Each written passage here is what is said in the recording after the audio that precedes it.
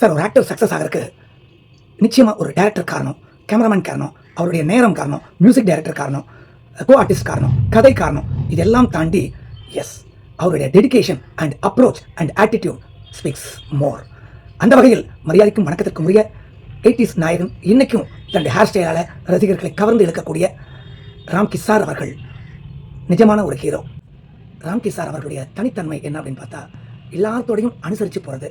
No demands, இப்படி தான் இருப்பேன், இப்படி தான் எனக்கு வேணும், இவ்வளோ தான் வேணும் அப்படிங்கிற கண்டிஷன்ஸ் டிமாண்ட்ஸ்லாம் எதுவுமே இல்லாமல் படம் தெளிவாக வரணும், அந்த படத்தில் தான் ஒரு சக்ஸஸ்ஃபுல் ஹீரோவாக இருக்கணும், அந்த படம் ப்ரொடியூஸருக்கு ஒரு லாபத்தை கொடுக்கணும் அப்படிங்கிற ஒரு ஸ்ட்ராட்டஜியோட தன்னுடைய பயணத்தை ஆரம்பிக்கிறாரு மரியாதைக்குரிய வணக்கத்திற்குரிய ராம்கி சார் அவர்கள். ஆரம்ப காலகட்டங்களில் அவர் ஒரு லவபிள் பாய் கேரக்டர் தான் பண்ணிட்டு வர்றாரு, லவ் ஸ்டோரி தான் நடிச்சிட்டு வர்றாரு. ஒரு 2-3 படத்துலேயே அவருக்கு ஒரு டேக் ஆஃப் ஆகுது, ஒரு கமர்ஷியல் ஹீரோங்கிற ஒரு செட்டப். அதுக்கப்புறம் எஸ்.ஏ. ராஜ்குமார் சாருடைய பாடல் வரிகள் மூலமாக அந்த ஒயிட் அண்ட் ஒயிட் கோட் ஷூட்டில், அந்த ஒயிட் அண்ட் ஒயிட் ட்ரெஸ்ஸில் அவருடைய லுக்கு இன்றளவும் yes it's an iconic look. அவர் ஒரு ரெட் ஷால் ஒன்று போட்டுட்டு வருவார், துப்பட்டா. அது மிகப்பெரிய ஒரு ட்ரெண்டிங்காக இருந்தது அந்த காலத்தில், ஏன் இன்னைக்கும். சார் சினிமாவில் ஹீரோவாக இருந்தாலும் கூட வணக்கத்திற்குரிய ராம்கி சார் அவர்கள் பல தொழில்நுட்பங்களை அடிப்படையிலேயே தெரிஞ்சு வச்சிருக்கார். எஸ் அவர் சினிமாவில் ஹீரோவாக இருக்க முன்னாடியே உழவன் மகன் திரைப்பட காலகட்டத்திலேயே மரியாதைக்கும் வணக்கத்திற்கும் போற்றுதலுக்கும் உரிய கேப்டன் விஜயகாந்த் சாருடைய படத்தில் அவரை போய் கூப்பிடக்கூடிய ஒரு லாஸ் அசிஸ்டண்டாக ஒர்க் பண்ணியிருக்கார்.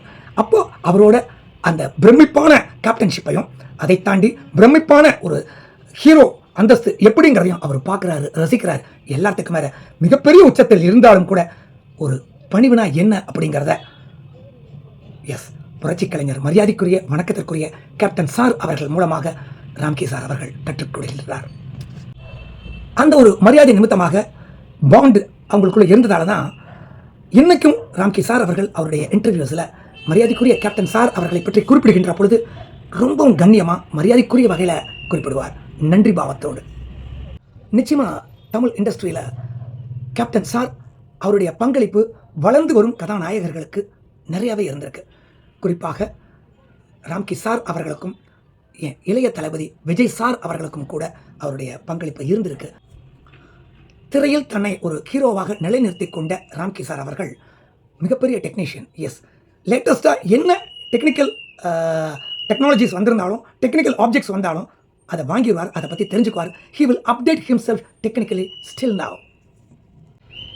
வணக்கத்துக்கும் மரியாதைக்கும் உரிய ராம்கி சார் அவர்களுக்கு எஸ் கேமரா மேலே எந்த அளவுக்கு காதலோ அதை போலவே சமீப காலமாக ஆன்மீகத்திலும் குறிப்பாக யோகா போன்ற விஷயங்களிலும் எல்லாவற்றுக்கும் மேலாக ஜோதிட கலையிலும் மிகப்பெரிய ஈர்ப்பை ஏற்பட்டு அதில் தன்னை மாஸ்டர் பண்ணியிருக்கார். தானும் அதை பற்றி தெரிந்து கொண்டு பிறருக்கும் அதை பற்றி விளக்கி வருகின்றார். திரையில ஹீரோவாக இருந்தாலும் கூட வாழ்க்கையிலையும் மரியாதைக்குரிய அம்மையார் நிரோஷா அவர்களுக்கு அழகான ஒரு ஹஸ்பண்டா சக்சஸ்ஃபுல் ஃபேமிலியை ரன் பண்ணிட்டு வராங்க 2 பேருமே. பல படங்கள் தொடர்ந்து ஹிட் கொடுத்துட்டு வந்த ராம்கி சார் நடுவில் ஒரு 5 years சின்னதாக ஒரு பிரேக் எடுத்துக்கிறார். எஸ் பிரேக் தான் எடுக்கிறாரு. என்ன அப்படின்னா, அவர் இயக்குனராக அவர் தன்னை அவதாரம் எடுத்துக்கொள்கின்றார்.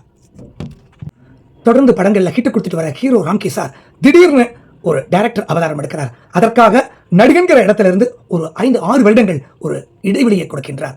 அந்த காலகட்டத்தில் ஆட் ஃபிலிம்ஸ் அண்ட் சீரியல்ஸ் இது மாதிரியான தமிழ்நாட்டுக்கு மட்டும் அல்ல சார், உலகத்தில் இருக்கக்கூடிய பல்வேறு தொலைக்காட்சிகளுக்கு அவர் அந்த இயக்குனர் அப்படிங்கிற நிலைப்பாட்டை நிரூபித்திருக்கின்றார் அவரது படைப்புகளின் வாயிலாக. இத்தனை வெற்றிகளை, தொடர் வெற்றிகளை கொண்டிருந்தாலும், சினிமாவில் இத்தனை சாதனைகளை செய்திருந்தாலும், தனக்கு ஒரு ரீஎன்ட்ரி கொடுத்த வணக்கத்திற்குரிய wonderful director Venkat Prabhu sir அவர்களுக்கு அவருடைய பேட்டிகளில் நிஜமான நன்றிகளை பதிவு செய்கின்றார் மரியாதைக்குரிய ராம்கி சார் அவர்கள். தொடர்ந்து திரைப்படங்களில் ஹீரோவாக நிலைச்சிருந்து அதுக்கப்புறம் ஒரு கேப்பாக அந்த கேப்பில் டைரக்டராகவும் ப்ரூவ் பண்ணி அதுக்கப்புறம் மரியாதைக்குரிய இயக்குனர் வெங்கட் பிரபு சார் மூலமாக ஒரு ரீஎன்ட்ரி கொடுக்குறார். அதுக்கப்புறம் நிறைய படங்கள் நடிக்கிறார்.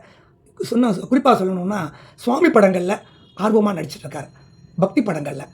அந்த பீரியடில் ஒரு டிஃப்ரெண்ட்டான கதையை மரியாதைக்கும் வணக்கத்துக்கும் உரிய இயக்குனர் தனசேகர் சார் அவர்கள் மரியாதைக்குரிய உயர்ந்த மனிதர் ஹீரோ வணக்கத்திற்குரிய நட்டி சார் அவர்களை வைத்து எடுக்கிறார். அந்த திரைப்படத்தில் நமது ஹீரோ ராம்கி சார் அவர்களுக்கு ஒரு மிகப்பெரிய கேரக்டர், நிறைய எதிர்பார்ப்புள்ள ஒரு கேரக்டர் கொடுத்து அவரை வேறு விதமாக படத்தில் ப்ரொஜெக்ட் பண்ணியிருக்கார் வணக்கத்திற்குரிய படத்தின் தயாரிப்பாளர் சாய் சரவணன் சார் அவர்கள். வணக்கத்திற்குரிய ராம்கி சார் அவர்களுக்கும் மரியாதைக்குரிய ஆபாவானந்த் சார் அவர்களுக்கும் மரியாதைக்கும் வணக்கத்திற்கும் உரிய எ டால் hero producer Arun Pandian sir அவர்களுக்குமான நட்பு நிச்சயமா எல்லாத்துக்குமே தெரியும். இன்னும் சொல்லப்போனால் வணக்கத்திற்குரிய மரியாதைக்குரிய ஆர்.கே. செல்வமணி சார் இயக்குனர் அவருக்கும் ராம்கி சாருக்குமான அந்த புரிதல், அந்த நட்பு உண்மையாகவே அத்தனை பேரும் பார்த்து வியக்கிற அளவுக்கு இருக்கும். அவங்க இன்டர்வியூலையோ அல்லது ஸ்டேஜ்லையோ ஒருத்தர் கமெண்ட் பண்ணிக்கிறதும் அதை இடைமறித்து அவங்க சொல்கிற விஷயங்களும் ரொம்பவே சுவாரஸ்யமாக இருக்கும். Hats off to Ramki sir. So தனி மனித ஒழுக்கத்தோடு இத்தனை காலம் ஹீரோவாக வலம் வந்து கொண்டிருக்கின்ற, இன்னும் பல காலங்கள் சிறப்பான அவரது நடிப்பையும் அவரது பண்பையும் வெளிக்காட்ட இருக்கின்ற வணக்கத்திற்கும் மரியாதைக்கும் உரிய அவர் கிரீன் ஹீரோ. அவருடைய ஹேர் ஸ்டைலுக்கு லட்சம் ரசிகர்கள் இருக்காங்க.